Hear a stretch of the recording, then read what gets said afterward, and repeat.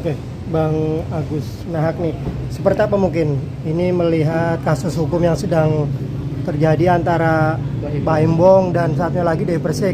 Ini menjadi pertanyaan masyarakat. Kasus Baim Bong sejauh ini belum ada perkembangan yang signifikan, sedangkan kasus yang dilaporkan oleh Dewi Persik sendiri langsung jadi tersangka.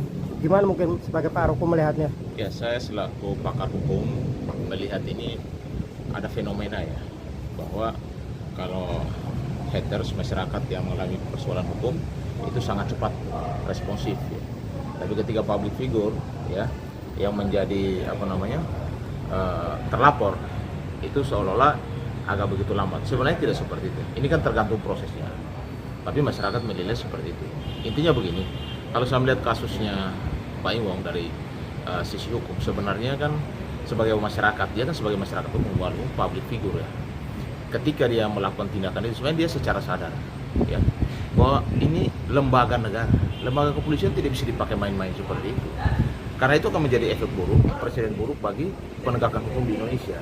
Sebenarnya kasus-kasus publik seperti ini pihak kepolisian ya, terutama Polres Jakarta Selatan harus segera merespon, harus lebih cepat apakah ini ada tindak pidananya atau tidak, sehingga ada penegakan hukum. Jangan dibiarkan berlarut-larut. Nanti masyarakat bertanya-tanya, oh beginilah tipe hukum di Republik ini. Kalau masyarakat kecil itu cepat, tapi kalau public figure atau orang-orang punya nama itu bahkan diperlambat. Nah, ini harus dihilangkan. Image-image begini supaya tidak boleh lakukan. Kalau menurut saya, kalau secara sadar ya orang melakukan tindakan prank atau memberikan laporan palsu ya kan, dengan juga ada laporan ITE-nya, harus direspon cepat sehingga masyarakat itu melihat bahwa oh ternyata polisi benar-benar objektif dalam melakukan penegakan hukum. Jangan masyarakat bertanya-tanya ada apa ini, kan sudah dari bulan Oktober nih. Sebenarnya sudah ada naik ke sidik atau jadikan tersangka atau belum gitu loh. Sebenarnya pertanyaan seperti itu. Tapi menurut saya, sadar saya bahwa sebagai warga negara ya, saya hanya harapkan kepada public figure yang lain jangan meniru ya yang dilakukan oleh Pak itu nggak benar. Karena itu sangat meresahkan masyarakat. Karena polisi, kantor polisi itu aparat penegak hukum itu tidak bisa dimain-mainkan kayak gitu. Entar besok-besok orang supir taksi, entar tukang jalan datang-datang melapor orang, oh saya prank kamu deh. Ini lucu, negara ini bukan lucu, penegakan hukum bukan sesuatu yang lucu, sesuatu yang kita harus hormati, karena hukum adalah panglima, payungnya buat semua menjaga ketertiban dan keamanan buat warga negara Indonesia ya. Dan saya juga mau menjawab tadi kan pertanyaan bahwa kenapa sih Dewi Persik melapor langsung direspon dan ditangkap. Sebenarnya kan kasus Dewi Persik yang Pak Imnya ada sedikit tipis berbeda ya, walaupun ada ITE-nya juga. Tapi kan kasus yang dialami Dewi Persik memang nyata benar-benar ketika si haters itu menyampaikan kepada publik, itu benar-benar memberikan kata-kata yang menghina, memfitnah dan lain sebagainya.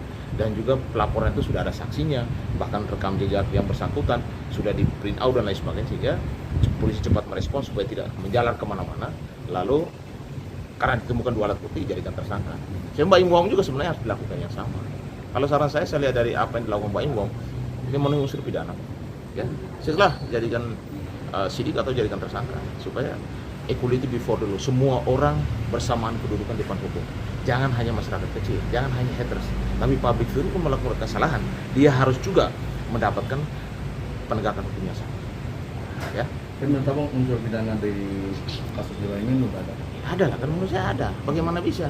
Dia tidak ada masalah, tiba-tiba datang ngeprank, memberikan laporan palsu, laporan bohong, membohongi publik gitu, membohongi pihak kepolisian, penegak hukum.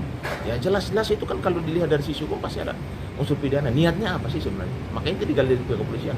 Niatnya apa sebenarnya? Mau melecehkan institusi kepolisian atau hanya untuk membohongi publik? Nah ini nanti dari kepolisian waktu penyidik melakukan pemeriksaan. Tapi kalau saya lihat dari sisi pidana sebagai pakar hukum, saya lihat bahwa ada unsur pidananya. Ya, saya minta kepada pihak kepolisian untuk segera melakukan penegakan hukum supaya pemerataan hukum di masyarakat, baik public figure atau netizen atau masyarakat kecil itu sama, tidak ada perbedaan.